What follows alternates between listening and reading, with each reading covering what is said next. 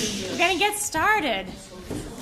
First of all, on behalf of Lisa Fox-Martin and all of our trustees and staff, we apologize that you're so crammed in. And we really didn't expect a crowd this large, so we completely underestimated, and so we apologize, but thank you. We did want to be in the house because we're going to be talking about historic houses, and it just seems so appropriate to imagine it in the space.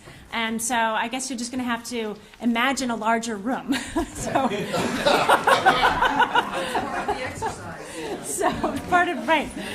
So welcome everybody. This is the kickoff to our 2015 Sunday Salons, and we decided to shake things up a little bit this year in more ways than one, and have our salons be, instead of people coming from Harvard and the Metropolitan Museum of Art talking about 19th century, we thought we should just bring in the immediate present and bring Thomas Cole and Frederick Church and all of our favorite artists right up to the present day. And so today we have a speaker who can launch this season by telling us a little bit about how other historic houses have done this. And he's highly entertaining and very well highly sought speaker, so we're delighted to have him today. Our show this coming season, in case you hadn't heard, is being done in partnership with Olana, and we've invited in a team of curators who have chosen artists who all count Thomas Cole and Frederick Church as inspiration. But their work doesn't look anything like Thomas Cole and Frederick Church's for the most part. So it's really interesting. And we're going to be hanging the art and installing it all over this historic site, inside, outside, at Olana, in the historic spaces, on the landscape. It's going to be quite an amazing thing to see and really a unique experience. So we invite you all to come back for that. We'll open May 1st. So today I'm going to introduce David Barnes, who is going to introduce the speaker. Oftentimes we have David Barnes' introduction that we read aloud, but today we have him in the flesh. So please welcome David Barnes.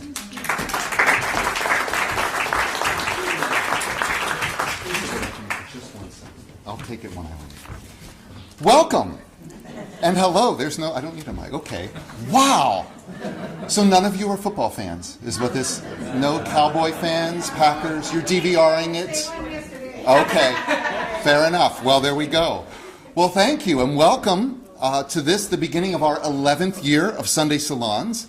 Thank you for spending part of your Sunday with us. I always like to ask how many people here today are joining us for the very first time?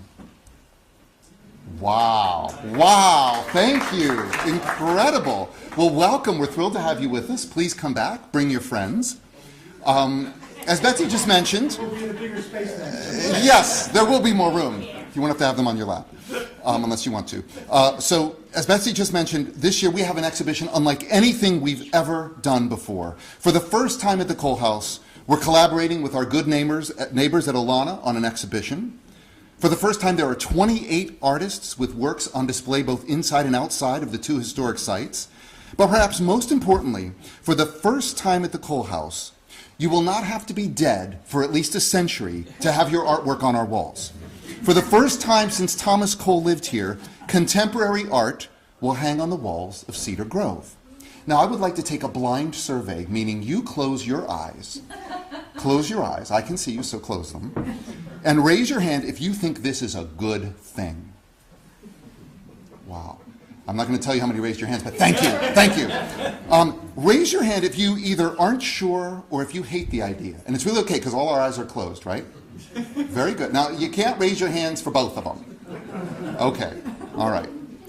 Well, it is very different. It's very innovative. It's very controversial. And I'm here to tell you today, it is very much like everything else we've ever done here. We're always trying to show you something you haven't seen before. How many of us knew who Mary Blood Mellon or Mary Josephine Walters was before the ladies of the Hudson River School exhibition?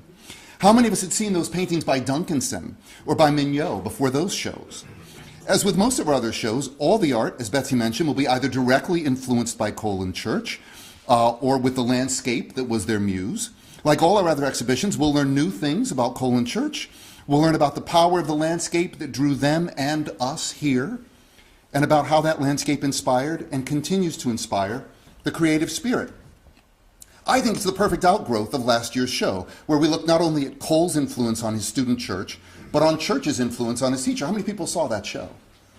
Right. beautiful show, right? I mean, that's just me saying that. This year, instead of only looking backward, as we did last year, we can also take a dynamic look at where we are and where we're going. How did the art movement Cole and Church were a part of resonate with other artists, inspire other artists? Not only that, but this new exhibition may bring us, in my opinion, closer to some aspects of the way things were here at the Cole House when Cole lived here than any show we've ever had. Because in Cole's lifetime, this wasn't a museum. Okay? It was the home of a contemporary artist and a gathering place for other contemporary artists. Church, of course, studied here. Jasper Cropsey, William Sidney Mount, Asher Durand, and others visited here while Cole lived here, and many more visited after Cole died.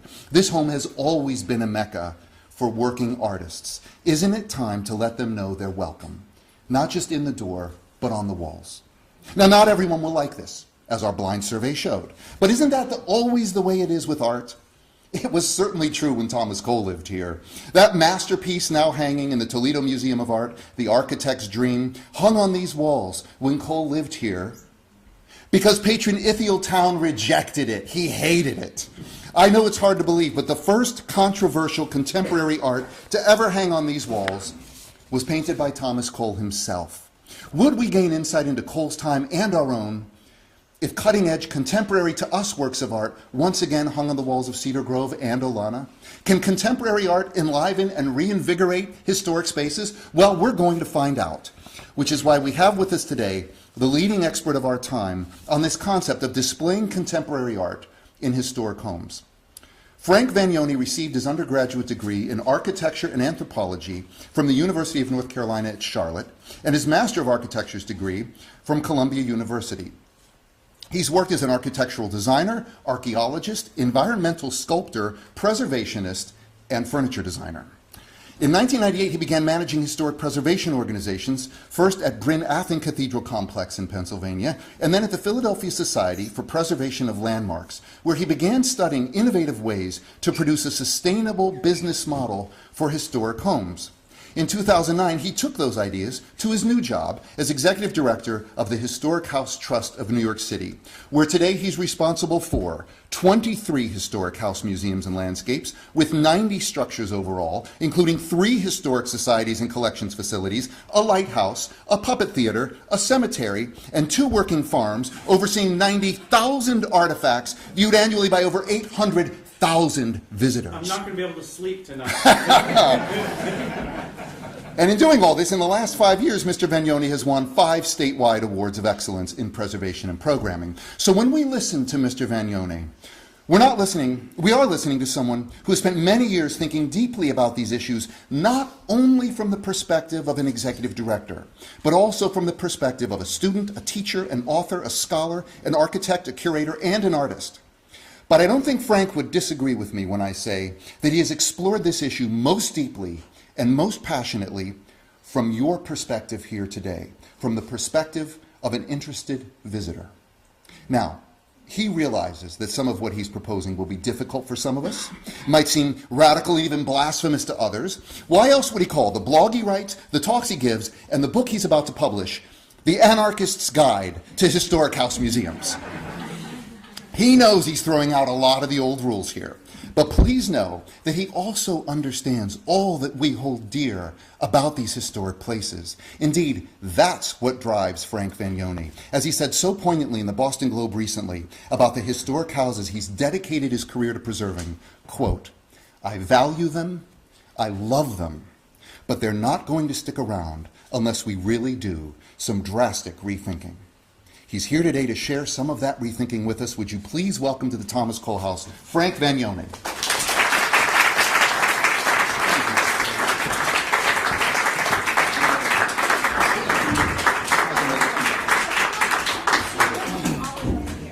I don't know what to say. Thank you. I can't see the slides, but I can see it on my computer. So if I get left and right mixed up, you'll understand.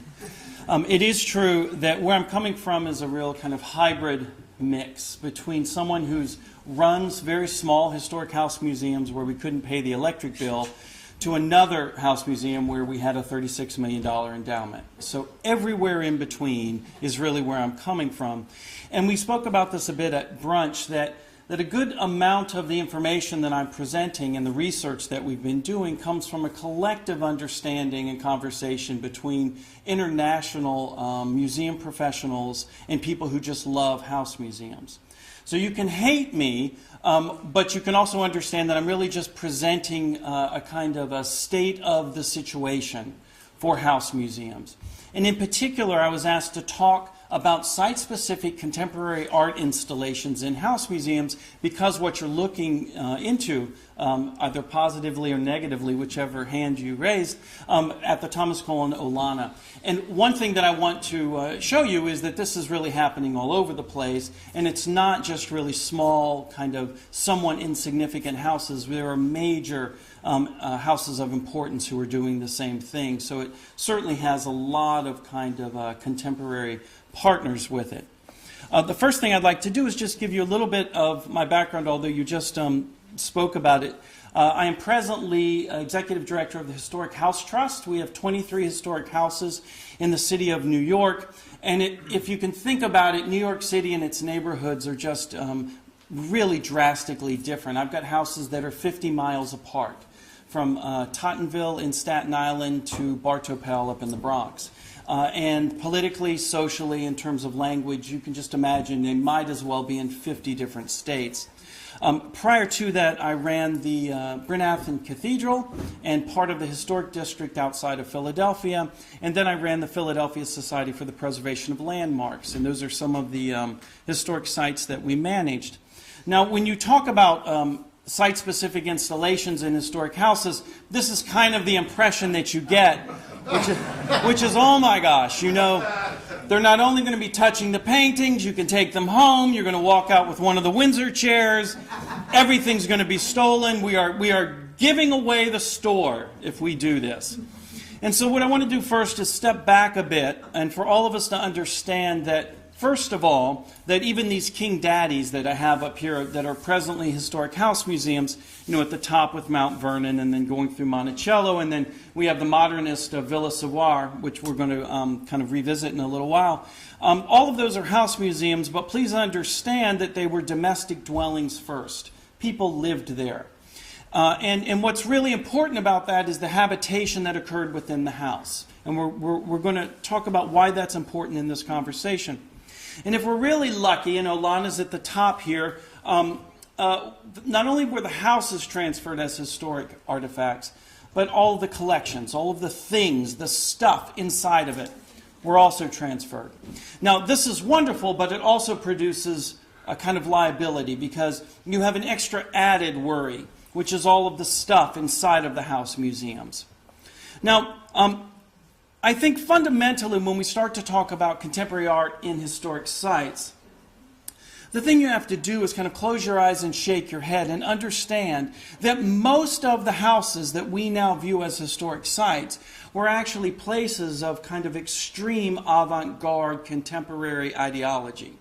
Most of the house museums, and I'm showing you here just for instance, it's not an unusual thing for a house to have had avant-garde contemporary landscape follies or landscape sculpture placed outside of them. We just look at them now as if they're historic artifacts. But at the time, this might as well have been a contemporary artist, because it was, in the middle of their landscape. And so the message, the kind of larger conceptual issue involved with putting these follies on the landscapes were to kind of impress upon the visitor a new sense of the relationship of man to the landscape. That was a very contemporary notion. And then, of course, I've got a church painting here where even just the landscape itself becomes a contemporary artifact, a contemporary idea. And again, you can look at Olmsted in any of the parks. 100% fabrication, but it's about a kind of conceptualized, romanticized notion about what they are. These are essentially avant-garde contemporary landscapes. Now, it's not just the landscapes that we have to understand, but the very architecture that we now consider historic as a site, in most cases, were avant-garde pieces of architecture. And we've got Falling Water, the Gamble House in Pasadena, the Soane House in London, which is the building section.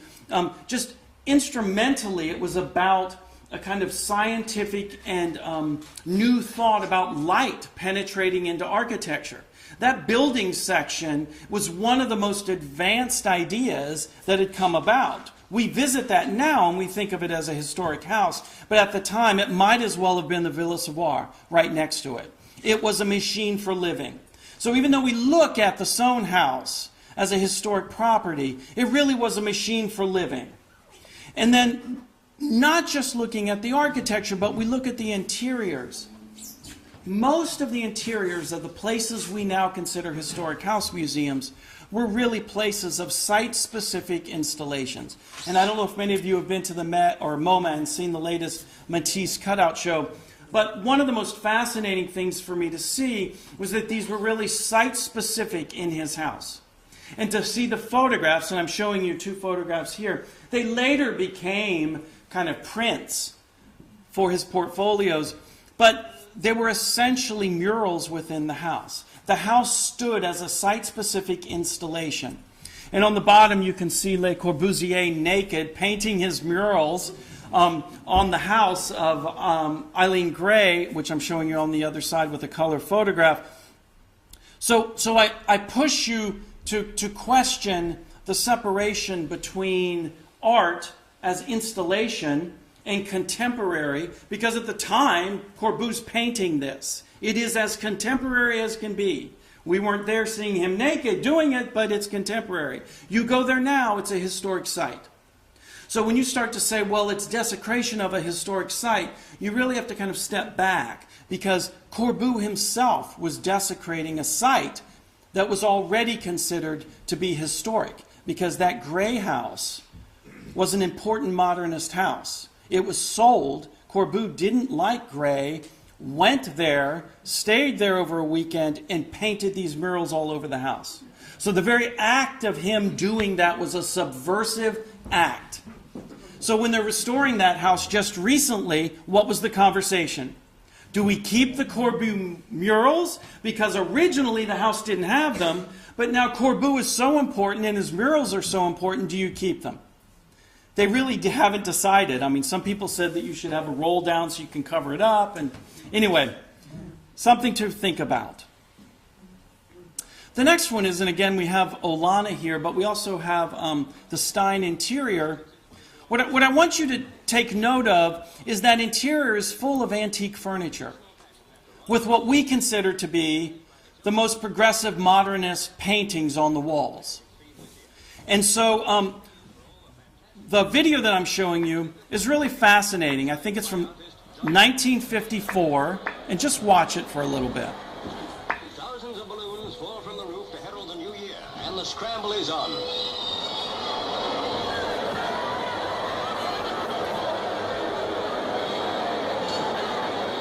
Now comes the parade of the tableau. 120 muscular rugby blues, 50 more than last year, are on hand to try and stop the crowd overturning and smashing the floats. But it's all in vain. Here goes the first. So why am I showing you The this? musclemen try to stem the flood, but it's The pictures next to this video are Tiffany's Long Island estate, which if you know of it, it was really this really fabulous estate. The front portico of it is now at the Met in the American wing.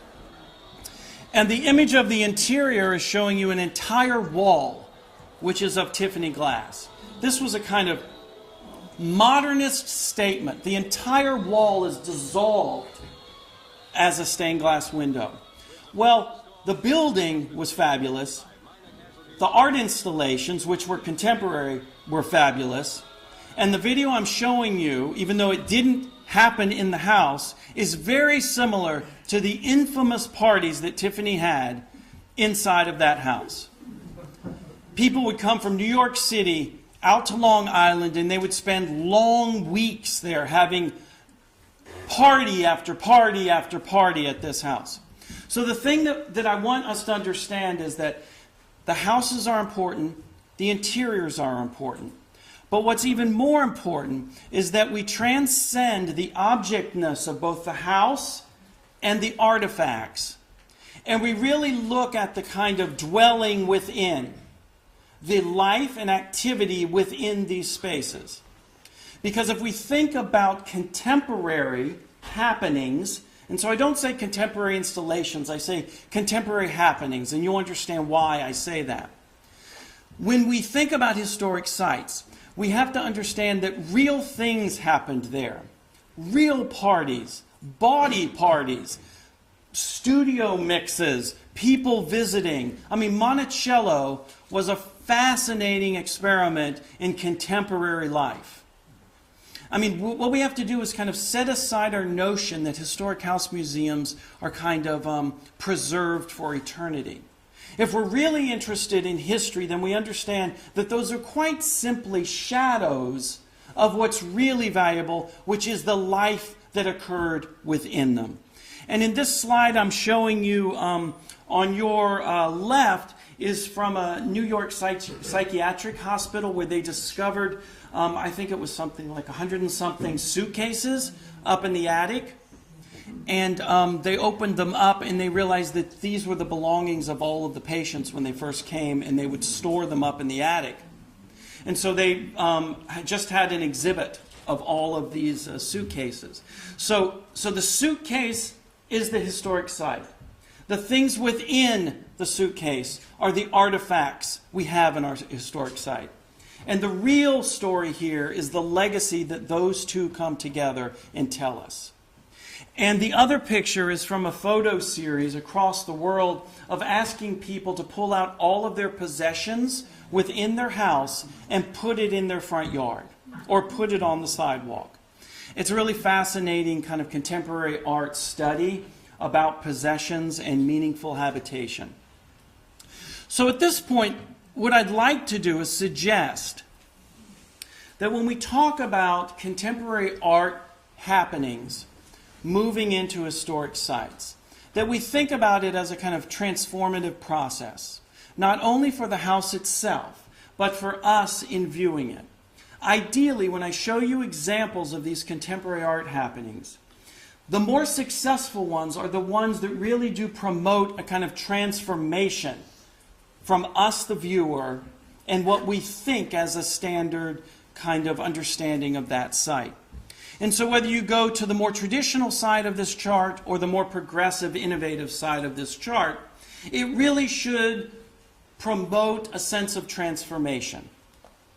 And so once again, this kind of binary, this polarity between one side, which is the traditional artifact-based placement of something within the context of the house museum, and it's much more kind of textual and thought process, or those that are considered more contemporary, experience-based, immersive, the idea of a recombination of things rather than simply an insertion, and that they're tactile, that you actually engage them in a kind of physical way. So what I hope I've done, at least at this point, is to show you that there's really kind of two ways you can take contemporary art installations in a historic site. And when I show you these examples, you'll gauge kind of where they are in this binary situation. And we're going to start with, and most of these I've been involved with, that I facilitated either at the Philadelphia Society for the Preservation of Landmarks or at HHT. If they're HHT projects, I have a little HHT symbol next to them. This was in Philadelphia. Now this is probably one of the most kind of delicate contemporary art installations. This was a study of the roles of women in colonial America.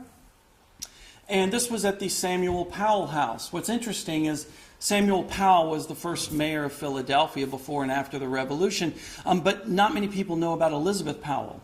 And Elizabeth Powell was his wife, and who lived next door but George Washington? And Elizabeth Powell is credited, and they have a document, a letter, convincing George Washington to sign on for a second term. George Washington was not going to remain president. So you can clearly see that the role of women in colonial America was somewhat silent. It was behind the scenes, and it was integrated kind of sensitively in the larger kind of patriarchal system of colonial America. And so that's precisely what this artist did. She duplicated personal effects of Elizabeth Powell and placed them throughout the house. And there was text involved, but this was really a kind of delicate placement within the Powell house. The next one is one that I helped consult through the Chipstone Foundation. This is Wilton House in Richmond. And what you'll see is there's something on the table there, there's something above the fireplace, there's something on the floor. These are very, again, delicately placed artifacts within the context of the pre-existing historic house museum. This isn't really invasive. This is a kind of, in a way, a cerebral placement that hopefully makes you kind of see those spaces in a different way. Another project in Philadelphia is Karen Klimnik. And what I'm showing you is a really kind of basic level installation. She replaced traditional paintings in the Powell house with her own artwork. And she also delicately placed small things like this snow, this imitation snow on the window ledges. But you could go in the house and not know that there was an installation going on. And so, believe it or not, we had people come from New York City and D.C. to visit the Powell house. Now, this is a house that had relatively little walk-in visitors. We'll talk a bit about statistics later. So something as kind of simple as this, for some people, it really satisfied that kind of transformative issue that I'm talking about. Now, this is at the Merchant's House in New York City. It's one of the HHT houses. They took off a chandelier and they were restoring it. And so what they did is they commissioned an artist to make a neon chandelier to hang while the other one was getting done. Now this involves a lot of the issues I spoke about yesterday, about involving people in preservation and all of that. And then they just opened up a servants' wing, and they were primarily Irish servants. So there was a contemporary artist who dealt with wool and Irish textiles. And so this is a site-specific piece that talks about the relationship of those Irish servants in the Merchant's House. What you'll start to see is they're slowly starting to get more kind of interactive with the artifacts and with the house itself. And so you can constantly go back to the Elizabeth Powell's shoes, where it's really just placed in the room. This is the Gamble House in Pasadena. It's actually one of my favorite historic house museums. And it's also one of the ones that I noted at the beginning that I said, where the house itself is a contemporary piece of art. Ted Bosley is on our Anarchist Guide LinkedIn discussion group, and we've become close friends. And because of that discussion group, for the first time ever, Gamble House has done a site-specific art installation, both on the landscape, I'm showing you the front yard, and there were more around the house, and then delicately placed within the house were site-specific art pieces. And this is one photograph just showing you on the beds. And so understand, if anyone thinks that anything you have in any house museum is so important and so delicate that you can't involve contemporary art, you're probably wrong. Because I can't think of a more singularly important building inside and out than the Gamble House, because everything is absolutely a one-of-a-kind piece. And they managed to, with their conservators, and collections management people, still integrate contemporary art. I spoke with Ted, and he said that their attendance increased, their gift shop sales increased, and their news coverage increased astronomically. It's kind of an interesting thing. It was the first time that the Gamble House ever did something like this, and he said it was very successful. This is another HHT project which is going on right now. 2 years ago, we started a Wagner Special Needs Education Program for children on the autism spectrum. And so this is at Morris Jamel Mansion. We commissioned an artist to take some collections pieces and actually crochet around them, so people with autism can come in and they can actually experience the collection pieces in a tactile way. So it's a much more immersive, tactile way of understanding habitation, where quite frankly most people on the autism spectrum never come to a historic house museum. They usually do not feel very welcomed. We're consulting with, as a partner, the Devereaux Foundation, and the Devereaux Foundation told us just that. So what we're trying to do is find these kind of special moments and experiences that will allow this constituency to experience a house museum. So once again, you're seeing a contemporary artist overlapping with historic artifacts and fabric in a way that is completely sensitive to their use and is tied back to a transformation of the visitor. This was a Philadelphia Fiber Arts Festival that we had at two of our houses. And you can also start to see that we're now starting to really engage the collections pieces in a really kind of serious way. Now, mind you, all of your concerns, we had a full collections committee. We had a very experienced curator involved.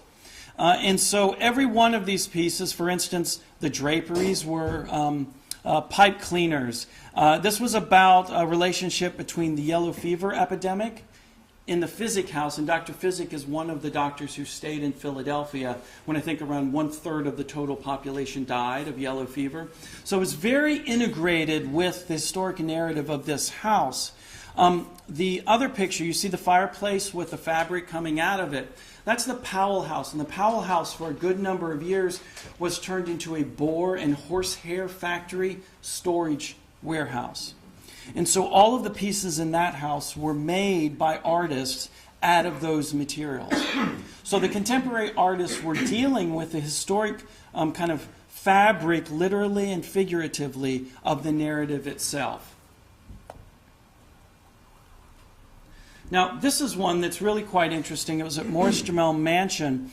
You can see that there are these states on the floor. You also notice that they're juxtaposed against the grid of the floor itself.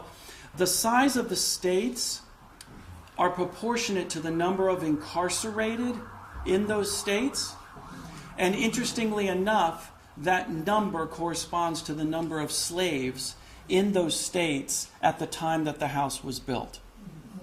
So then you start to see this kind of cognitive relationship between the contemporary art as a kind of insertion into the historic house museum model. Sure, the furniture was moved, but you can see that the carpet was used as part of that relationship, and it was fully integrated with the historic narrative of the house itself. This was a piece in Philadelphia, again in Dr. Physic's house. This house is really one that has presented itself as kind of a high point in decorative arts of the Federal style. And Candy Depew, who is a Pew Fellow actually, she came in and she fully integrated her contemporary pieces with the collections pieces. And this actually caused so much of a stir that some of the tour guides slammed the doors to the rooms and they refused to show people the house. Why? Because you couldn't tell the difference between the historic objects and many of Candy Depew's. Well, that was precisely the point. Candy Depew works in ceramics. She works in golds and blues. And in this shelf right here, you know, what is Candy's and what's original collection piece? And the table with all of the porcelain pieces on top, what you're not seeing is that the ceiling had a plaster medallion in it. And the impression was that the plaster medallion had fallen. And so what occurs is you see the space in an entirely new way. So you're seeing the contemporary art piece in a complete relationship with the existing historic fabric. I would dare say that you could go through that room and not even notice the ceiling unless this were happening. The next is an interesting kind of fully immersive project, which is the Merchant's House in New Jersey, where they took the narrative and they really produced these kind of scenographic, almost like, you know, a Christmas window on Fifth Avenue, that when you're viewing them, that you're viewing these a kind of tableau. And this is one extreme of how to integrate contemporary art into an existing period room. For those of you that saw my talk yesterday, I don't really believe in the roped-off idea for historic house museums. This still kept the roped-off idea, and you still view it as a two-dimensional kind of image. But I wanted to show it to you because it kind of presents this notion of a window, looking into a window.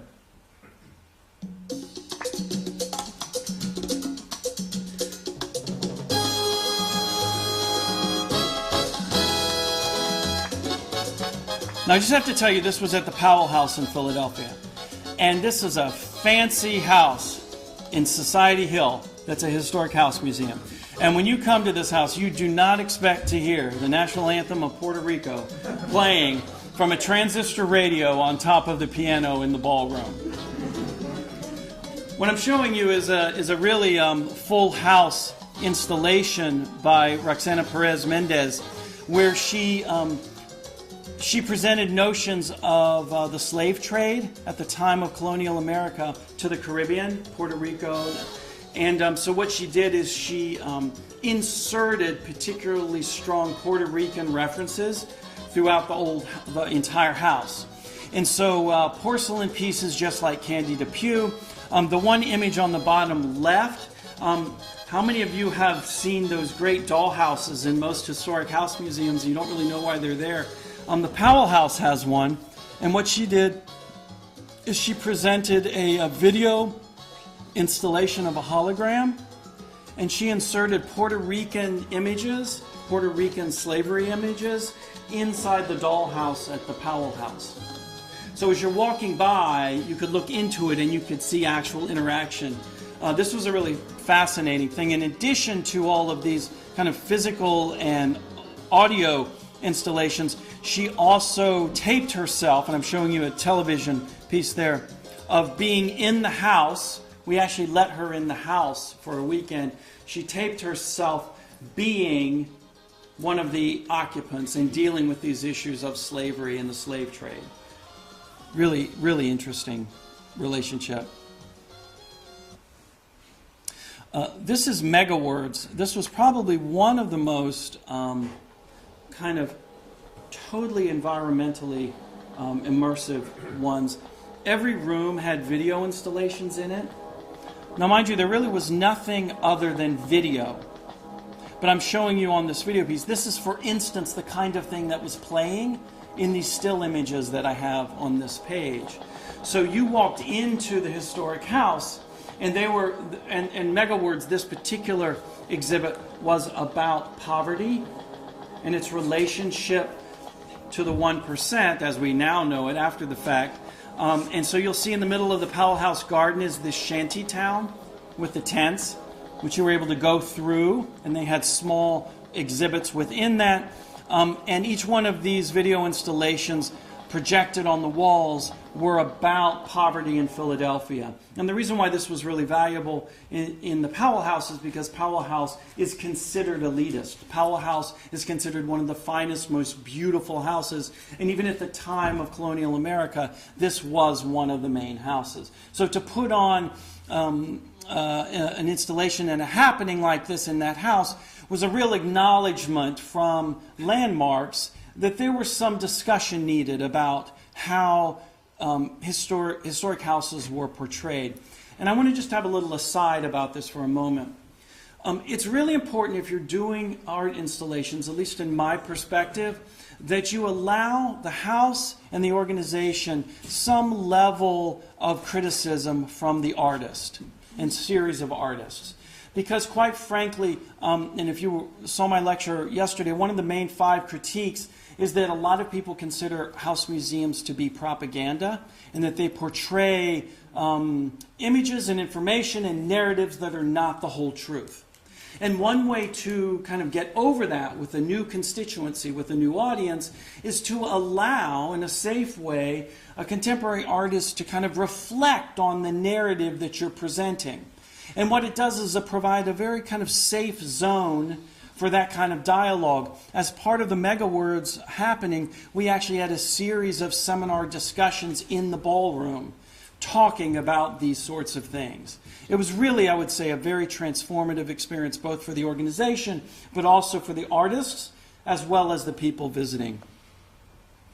And when I talk about kind of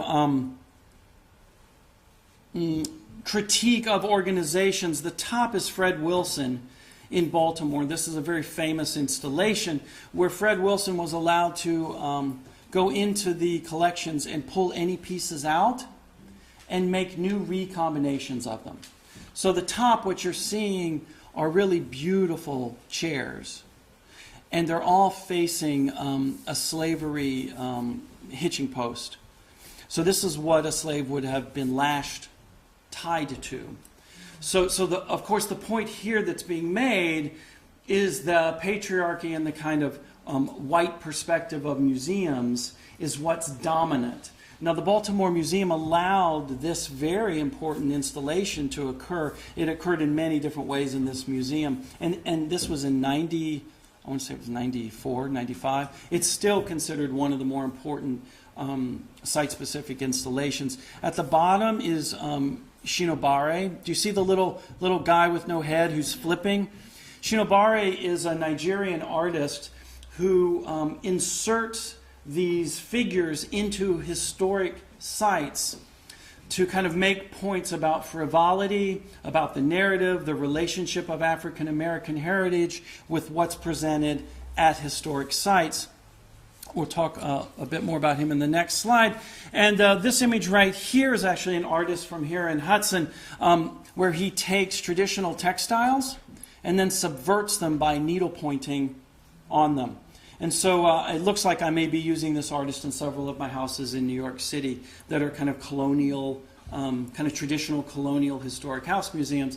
And what you'll see is that these things are very kind of subversive, but they're done in a way that is thoughtfully portrayed. So when you see them, that you're, oh, I get the point. I see that there is another way to view this textile, this drapery, this wallpaper. And this is the Shinobare. This is at Ballantine House at the Newark Museum. This was 2009. So what the Ballantine Historic House Museum allowed is for them to take over the entire dining room, and his installation had this kind of raucous, kind of celebratory feast happening with all of these figures with really interesting, colorful, kind of African-inspired textiles. And so there's a very strong kind of subversive and also critical critique of the house itself, of the way museums portray things. And we're hoping to get Shinobare in one of our houses in New York in this coming year, the Morse Jamel. Now this is one that's at the Grange in Ontario, Canada. For 2 years, the Grange told the public that while doing restoration work, they found artifacts, kind of archaeological artifacts, and they traced the history, and they found out it was from a servant from the 18-somethings, and they produced this entire history. It wasn't until after 2 years that they told the public that it was an art installation, and it was completely false, conjectural. I know, some people hated it, and some people loved it. If I'm not mistaken, it's still going on. It's a really fascinating statement on authenticity, historic interpretation, and kind of meaning in historic sites, and particularly historic house museums. So just think about it. You know, what we consider to be historic and true and authentic can very easily flip. As in yesterday, I mentioned the Sally Hemings and Thomas Jefferson situation, and that flipped on a dime. What was conjecture and what became history? And in terms of conjecture, this is Schuyler Fane. This is from a gallery in New York City. It's called the Lincoln Bedroom.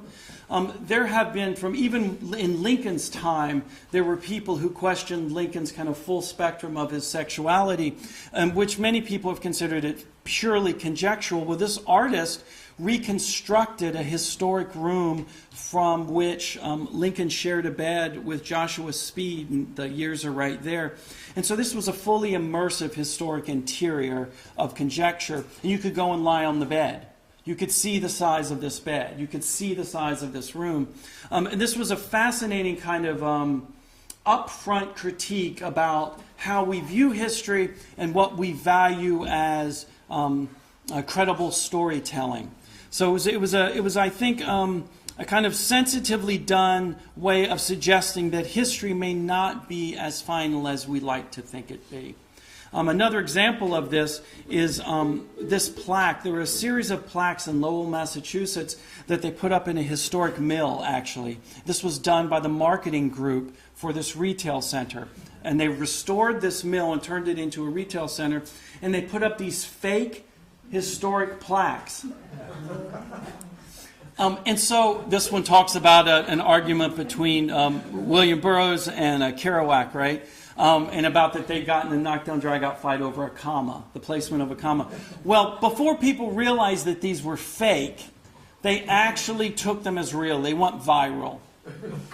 And so once again, after the fact, people realized that it was an art installation, that it was a kind of comment on the larger issue of historic preservation. A project in Philadelphia that we did was fascinating, and I almost didn't know about it, and I was executive director. Well, it wasn't because I wasn't paying attention. I actually was really paying attention to these people. I don't know if many of you know about the kind of private meetings that Ben Franklin had in Philadelphia. It's really how the United States was formed, through these private meetings. We think of it as being the kind of Continental Congress. It's really all those meetings behind the scenes that formed what was the Declaration of Independence. And so these artists took this notion of private, behind-the-scenes, nighttime meetings, and they started having these parties where word of mouth was the only way that you knew about them. So the happening was the kind of engagement of the individual. And they took historic recipes, the artists cooked them, they made the tablecloths, you can see the dishware, they made the dishware, the napkins, they produced their own broad pieces. The whole point here wasn't necessarily the event, it was the process of the event, noting the kind of secretive process of the formation of the United States. Now again, this was happening in the Powell House, and it was happening in a historically accurate spot, because we believe some of those meetings occurred at the Powell House. I wouldn't have known about it unless someone called me up and said, "Are you going to the party tonight?" I'm like, "What party are you talking about?" So I show up, and everybody starts clapping because Frank was finally notified that it finally got around to the executive director to show up at the party. And I have to tell you, it was probably a really, really wonderful experience. It was, and all of these are bringing in constituents who you wouldn't normally see at a historic house. And I have to say that in order to pay the bills, we had to have weddings at our houses. Never once in any of these contemporary art happenings did we have anything damaged or stolen from our historic house museum. Weddings were a common occurrence, with an elbow through a painting, a banister being broken. He's shaking his head. There was such reverence during these shows. It was amazing, because most of these people are not invited into these historic sites. And so it really made a difference to them that we were opening up the kind of narrative to allow for that dialogue, for that conversation. Now, it doesn't just have to be a kind of painting on the wall or a full installation. This was a commissioned, site-specific theater and dance piece, again, in the Powell House. One thing you should take note of is they're not touching the walls, they're not touching the wood. We went through 2 weekends of testing, and I made sure that they wouldn't do that. They're not touching anything. This was kind of noting the ballroom was on the 2nd floor, because the 1st floor in Philadelphia was really dirty because they're coming straight off of the streets. And so this was kind of the procession of people going up to the ballroom. And once you got up to the ballroom, there was a video installation that took a picture of you in video, and 3 seconds later projected it on the wall behind you. So you were a real person, but you also were a ghost of a real person. And so it really became this ephemeral relationship of the ballroom and the dancers. We had 3 weekends of this, and all of the theater productions were sold out. His lisping voice dressed my name, his age was 79. My heart flooded in my chest, I knew he would be mine. Oh, marry the man to snatch his fortune, marry him for his name. Marry the man for true devotion, maybe it's all the same.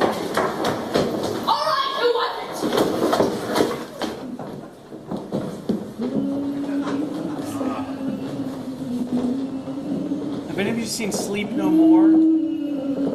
It's a fully immersive theater experience in Chelsea.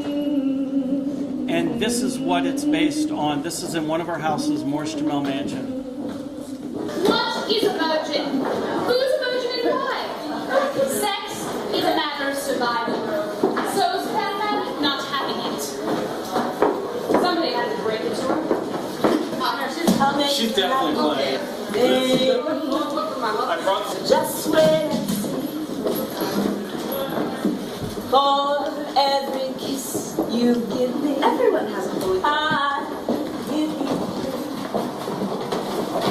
Oh, since the day I saw you, I have been waiting for you. I know I will adore you till eternity.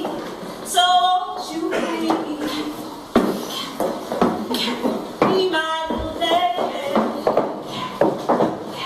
baby, my darling, be my baby now.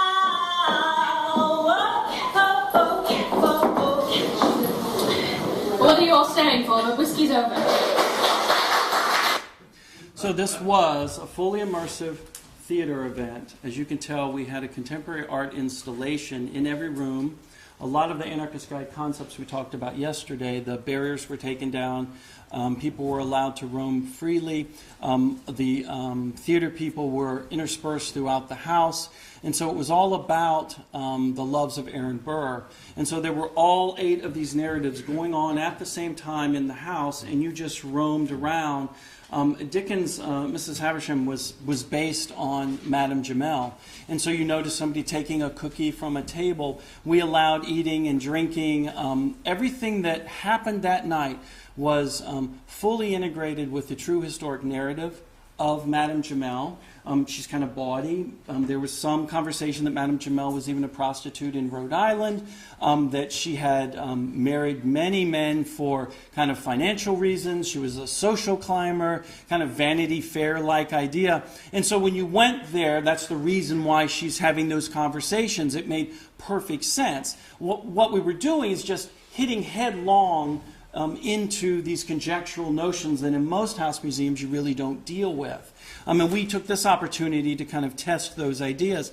Again, this was a sold-out event, and you can see the stats on the bottom of the effect that it had in terms of the house museum itself. And the press included New York Times, Vogue, multiple TV coverage. I would say it was a really successful thing with a lot of blog coverage talking about Aaron Burr's life and his relationship to the multiple women. And these were not just mistresses, these were his wives. And one thing that you realize when you went to this theater exhibit is that his wives were really, really intelligent women, just like Mrs. Powell. So they were really the behind the scenes to the man. So you really learned something when you came out of that event. We also commissioned avant-garde film. One of the books in the library was the Dividing Line, and so this was a avant-garde film about it. As part of our Anarchist Guide projects, we asked students to produce kind of contemporary ideas of art installations. The black and white to the side is actually a closet in a house museum that was used as storage. And when the student was investigating the house museum, they found out that it's where the slaves slept. And so he asked them to remove all of the storage items, and he was a dancer. And so he choreographed a dance specifically for that room, and then they filmed it. And so that piece lives on through film. The other image is another artist who wanted to take images from contemporary street life and portray them in the windows of the historic house. So they really wanted to kind of show what was happening today with the historic fabric, rather than pretend and make believe that you're back in the 1850s. And then same thing here, we had 2 artists who were interested in overlapping their present lives with the lives of the occupants of the historic house. And these art installations live on as film. And so this is one thing that I was talking about, that it's a really interesting kind of art happening to have a competition about film production. which doesn't really affect the house itself, but it really starts to involve a dialogue and critique about things. And this one is really, just watch this. This is entirely photoshopped. This is a long film. This is in the Powell House. This is a really beautifully, spectacularly preserved room.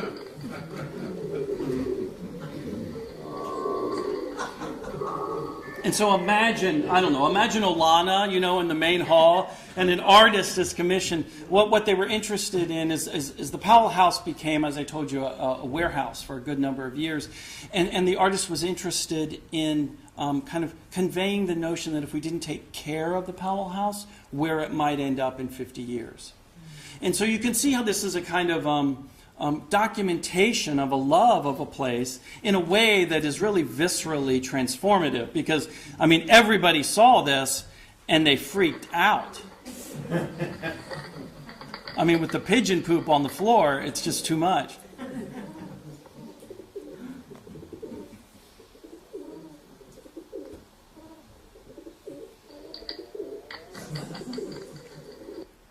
We also worked, and partnering is a really good thing to do. This Bowerbird is an avant-garde music company in Philadelphia, and we just provided space. And these usually consisted of avant-garde musicians with artists, and so they would overlap. And when I say happenings, these were happenings. These were interesting things happening within the rooms of the Historic House Museum. This is a project we're doing right now in Staten Island. It's called Art This House. We're commissioning 4 artists to paint 4 different murals about immigration and what it means to be American. We're painting it in tinted primer, leaving it up for 4 months, and then we're painting it historically correct. And we're using social media as a part of this whole process. This is one at the Dykeman Farmhouse. So when we talk about exterior, the house can be a foil, the landscape, trees, vistas. This is the Latimer House. Lewis Latimer helped actually produce the tungsten filament. So they're light-based relationship between African American heritage and Asian American heritage. If any of you know Menoken in Virginia, Menoken, this is a ruin right now of a historic house museum, and instead of saving the house museum as a kind of restoration as we would know it, they're actually encasing it in glass. And so the house itself becomes the ultimate artifact. And then they'll use that artifact for contemporary experiences and meetings.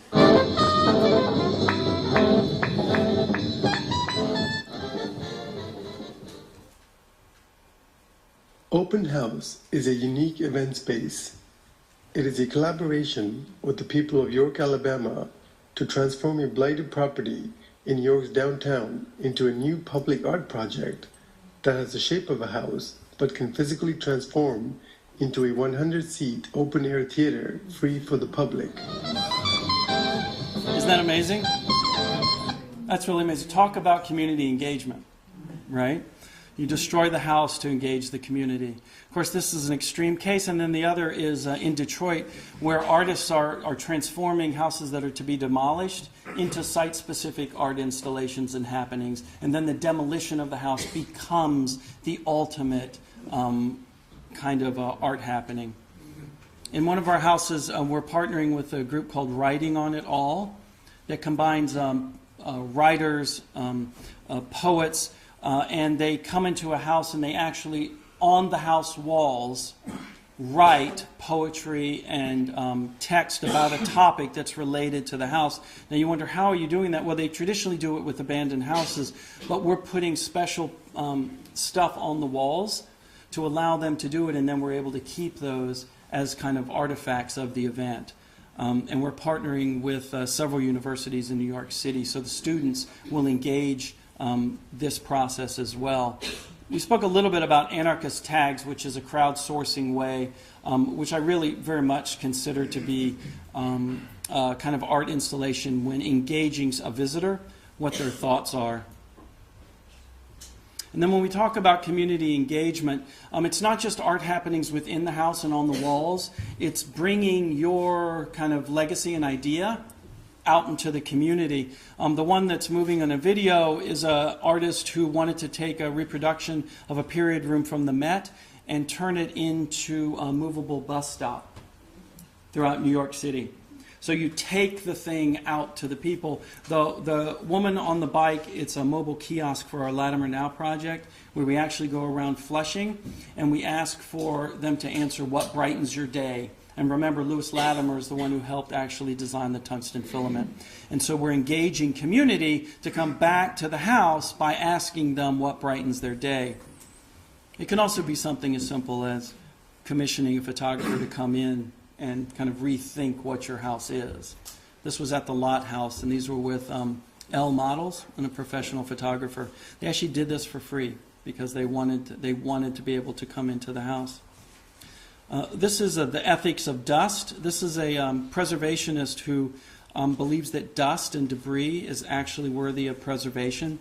So he will go on the walls and pull off all of that debris. And then what you'll see on the one photograph is it's affixed to scaffolding, so the debris becomes an artifact in itself. And just so you think this isn't all so crazy, you know, these are 3 international precedents that with the entire experience is an art installation. In Brussels, the Dennis Sievers house in London, and then the house in Kiev, where everything that's not part of the original occupants is painted white, and everything that is left alone. So the entire experience, imagine the entire house kind of becoming an envelope for this narrative, this larger narrative. And the preliminary results for these art happenings, I just put some statistics down.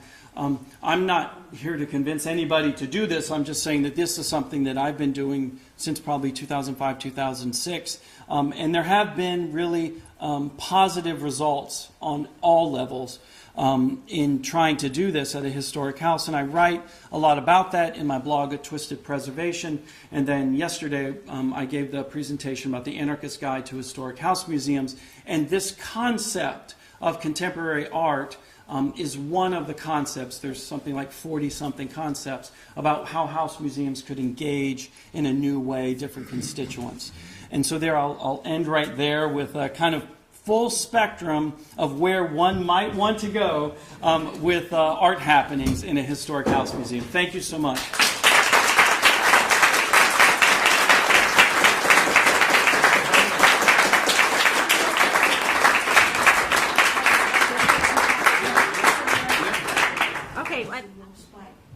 What's the long-term effect of these number one? Long-term effects on the house itself. Yes, in other words, people may come, but then after the event is finished, do they ever go back? Right. I would say that we had lots of repeat visitors in Philadelphia, and we had lots of new visitors. I do have something called the bait and switch, which is you can have these really interesting one-off events, but if your house, when you go for a regular tour, doesn't have the same kind of openness and welcoming that the event does, that you shouldn't put on the event. So you really do need to think about it holistically, and that's kind of what we talked about yesterday, thinking about changes holistically. In terms of the effect on the house, the wear and tear and things like that, as I mentioned, we actually found that these events, and we were very hyper-diligent about them, we were concerned that it was going to damage things. And we never had a single thing damaged or stolen, and it always occurred with weddings and things like that. So in my experience, now others may have different ideas, but in my experience, the people who came to these things were extremely comfortable in a historic setting. But that wasn't my question. Oh, well. My question was, what is the long-term effect on attendance? Because underlying on attendance. the crisis with historic house attendance is the decline in knowledge of history, the decline in interest in the decorative arts, and knowledge of the history of the decorative arts. So I'm not sure. I think these are all fascinating, but I'm not sure. I want to know how it affects the underlying mission of teaching the history that those houses represent, and also what their contents represent. says the schools do nothing. Right.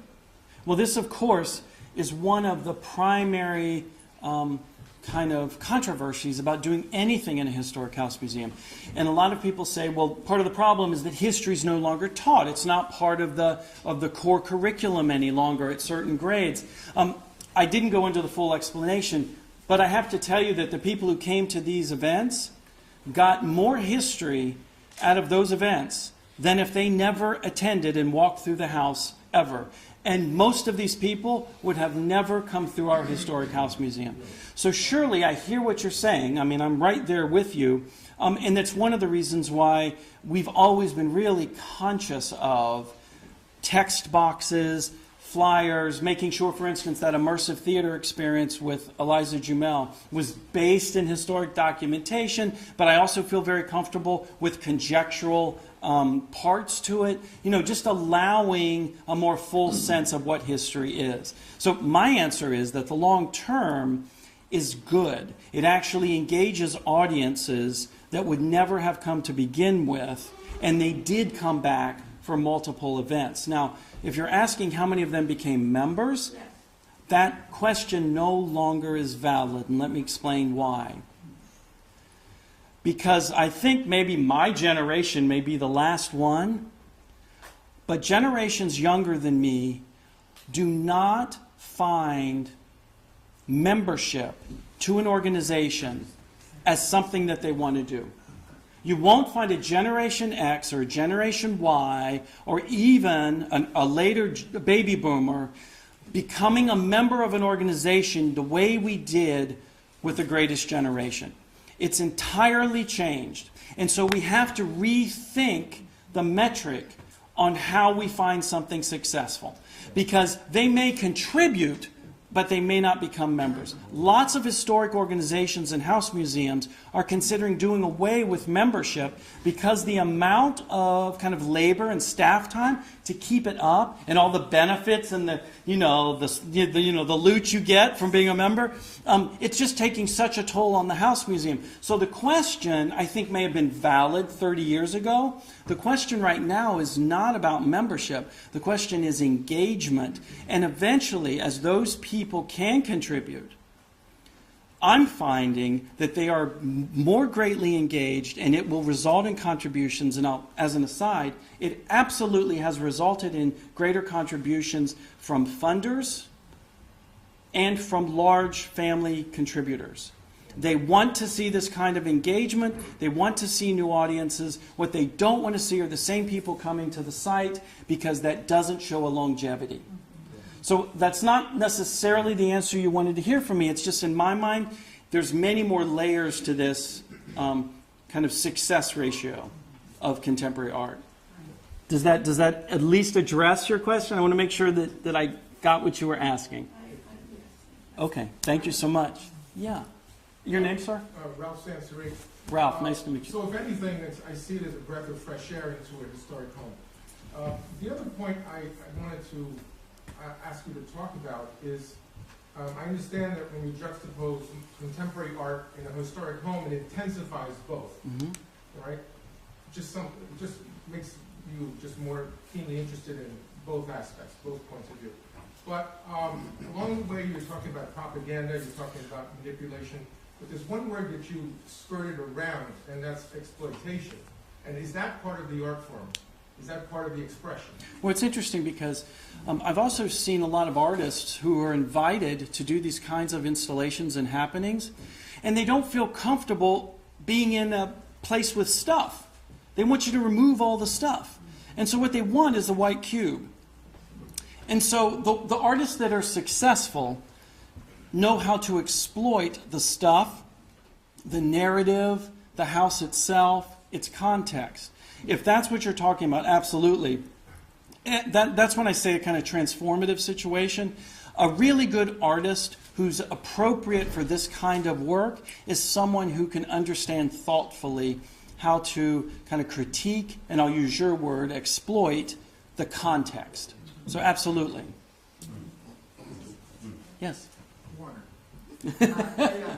Not okay. Interestingly, when Frank and I were in Italy a few years ago, at the Borghese, they had a Francis Bacon and a Caravaggio exhibit right next to each other. So you'd be looking at the two. And It probably was one of the most amazing. Thrilling Yeah. things I've ever seen. As a board member, my question about this is like the incredible Aaron Burr theatrical happening. Once you set the bar up there and you do an exhibit like that, if they come back the next year and the velvet rope is up and the guitar's on the other side, are they going to be Yes, disappointed? absolutely. You have to keep thinking. I mean, once you've opened the Yep. Pandora's box, you've got to keep. And these are pilot programs, but you're absolutely right. As I said, I spoke about it yesterday, the bait and switch. If you're going to do these things, and they're going to bring their grandma and the aunt who's on vacation back to your place, and it's the velvet rope again, well, that's even worse than not doing something at all. So you, as an institution, we have to either get on board with Yeah. something like that or stick with the velvet rope. That's right. Or allow a self-critique of the velvet rope. Yes. Because there are plenty of artists. I mean, I think even Mad had an artist whose sole exhibit was a kind of chromed or bronze velvet rope. Like, that was it. There was no artwork there. It was just the rope itself. I should include that. Thank you for bringing that up. I'll put it in here. When you did the Aaron Burr with the theatrical Yeah. of it, how long did that go on for? I mean, with the actors, I mean, just logistically. You mean like it went on for an evening, so it went on for maybe 3 hours? Is that what you mean? No, I mean. One shot. Oh, that was one shot. That was one shot. Oh, it was a one-shot deal. That was. Okay. Because again, it was a pilot project to see. And I had sent all of my executive directors to see Sleep No More. And that's where that came out of, is that executive director said, let's try that. She's going to be doing another one, I think, coming up in the fall. Any other thoughts? Yes, sir. Yeah, I volunteered a lot in here, and I just want to say about the theater thing. We did do something a lot, and I thought it was great.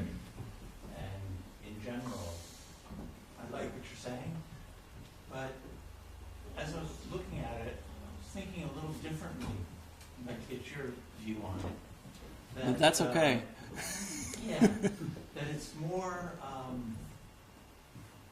some of the art exhibits are more about the novelty. I would say they're second tier art. This is not top of the line, transcendent, great art that's coming out now, but kind of second tier. But then again, I thought, but this is, I keep seeing these houses opening up, and I'm like, how do you keep one after another? I mean, this is just amazing. I assumed it was always here, and then I found out, no, it's 2001 when I moved back after Yeah. being gone. And so, I mean, it's interesting is because it Karen like the Klimnik, novelty? Karen Klimnik is not second tier. It was probably the one that I liked the least. It was basically pictures on a wall. But You know? the idea that you need novelty. It's interesting you say novelty. I would say what you need is a real strong artistic conceptual idea about why you're putting it in the space. I mean, I have to say that the Elizabeth Powell plaster artifacts was a really powerful exhibit. You know, I bought the shoes. I have the shoes in my office because it was so meaningful to me. I mean, you know, some of those I liked, some of them I didn't like. I didn't like the avant-garde film one. You know, I could barely sit through it. It was 3 hours of like, but you know what? The place was full. You know, and I thought, we're better off because we offered this. It is true that most of these didn't cost us anything. They wanted, the artist approached us because they wanted something other than the white cube. Now, I don't like just using an artist and not paying them. We would start to give stipends. I mean, Candy Depew was one of them. I mean, Candy Depew could get a good amount of money. She had just come from the Rosenbach where she had done something similar, and she insisted on doing this for us at the Powell House. So I would say that we were very conscious to not abuse an artist. If an artist is used in any of these pictures, it's because that's what they wanted to do, and we worked with them. And I had to feel like it was helping them in their career. What we're doing now in New York City, though, is they've just come out with a kind of baseline pay for artists. And we are absolutely paying our artists, even the baseline pay. It's coming from an artist organization. So it's certainly not $500,000 to put one of these on. I mean, you know, it was a lot of money if I spent a couple $100 on a sign and then a couple $100 on text boxes and things like that. Most of these were shoestring budget. So do you put one in, a new one every year? I mean, is this ongoing every year? At Landmarks it was. In HHT right now, we established the CAP program, which is the Contemporary Art Partnerships, probably 3 years ago. And we've had several every year. And as I said, we're looking at 3 or 4 this year. And we got NEA grants. We're paying the artists. We're paying the house's stipend. What we're finding is that the money is following these things, that they're happy to have this kind of new engagement. Yes, sir. And your name, I'm sorry? Any artists you wouldn't invite to You know, no, the answer is no. I would say that I would need an artist. I would need an artist who appreciated history and appreciated the narrative and the legacy of the house. Because the last thing I want is an artist to come in and just plop their artwork and have nothing to do with the narrative of the house, our legacy, and for them to kind of think that it will have some kind of conceptual relationship to the house itself. I want something that's deeply embedded into our narrative. And in that way, it's educational and it's meaningful. That's just my view, though. So, I mean, I would love Kara Walker to do something, but I could never afford someone like that. So I would just have to talk with him. I just had a meeting with someone just yesterday here in Hudson, and he's the needlework guy. And I spoke with him. We looked at all the houses. We decided which house we want to look at. He's going to come up to New York and look at them. He wants to do a site-specific installation. It's going to be really interesting, but it's not just taking his artwork and putting it up on the wall. Yes, sir. Your name? Chris. Hey, Chris. I wonder now, you just raised that point, and it goes to what this gentleman was saying, I think, about longevity. Mm-hmm. I wonder if perhaps demanding historical significance all the time might limit you somewhat. To my mind, what I'm capturing here is events in historical houses. I don't, in my experience, it hasn't been hard. I mean, we all know that just take the Cole House.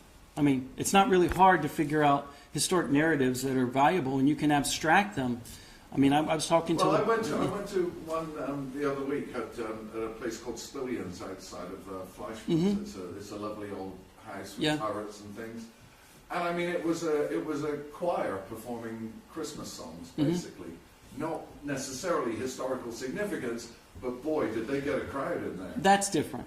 That's a program. You understand that I'm not talking about that. I'm talking about a kind of conscious effort for contemporary art happenings. I certainly think that that's a great event and all kinds of other events. We're separating ourselves from that kind of event. So I'm not saying they have to be historic. They can only sing from the period of the house. I'm not saying that. Yeah. I would say the stuff we want to do is kind of uniquely different than that. And that's okay to have both. Anyone else? Yes. My name is Magdalena. Hi, Magdalena. Hi. Sorry. The exhibit of the suitcases from the psychiatric hospital, was that from Poughkeepsie? No, it's upstate New York. Yeah, I don't know where exactly. Buffalo? Somewhere in that area. It's fascinating. You can put it up on Google and it's there. And it was in the New York Times, also a half a page description. What was fascinating is all the people were buried with just numbers in the cemetery. So what this did is this kind of produced an identity to the anonymity of history. It's a really fascinating notion, Those artifacts were preserved by Craig Williams, one of the curators at the New York State Museum. And Craig got a lot of criticism for concentrating so long on those suitcases from the Psychiatric Museum. But when they finally went on exhibit, it was considered very important. I don't know who criticized him because I think they're fantastic. If Craig hadn't done it, who knows what would have happened to that stuff. It's amazing. It's an amazing, and I have to say that it shows a contemporary view of history, because we've gone from kind of the George Washington and John Adams and Thomas Jefferson to the anonymous psychiatric patient. Like that's a major transformation of how we view history and what's valuable. I think it's a great exhibit. Anyone else? Yes. Who I not important. You can say I'm an artist because I do dust, and I have things thrown around. Okay. Okay, so your definition of an artist would include that. But, and do take this personally, I think you're nuts. And if they start listening to you about redoing the Thomas Cole House with these kinds of drunken debauchery kind of exhibits, that's not art. And I'm sure some of those previous owners or original owners of those homes are rolling over in their grave. And I'd hate to see that happen to Thomas Cole.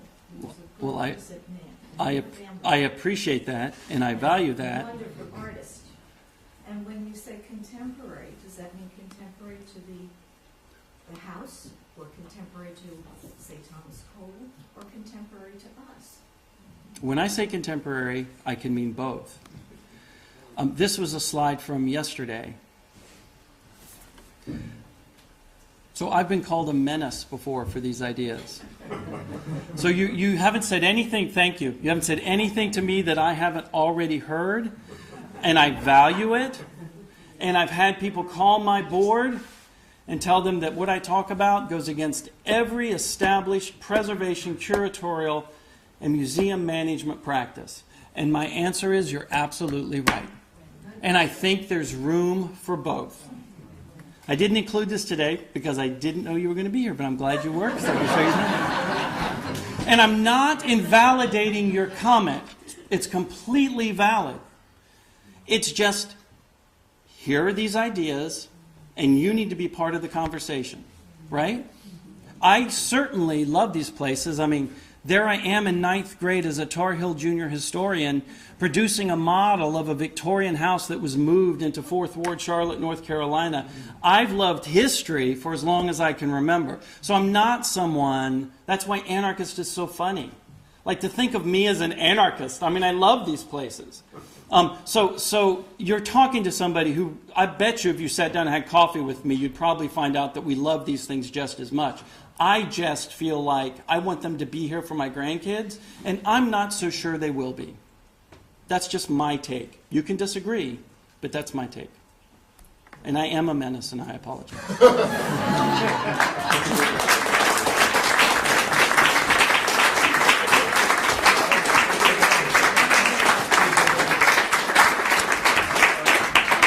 The views expressed here today are not necessarily those of the Thomas Cole.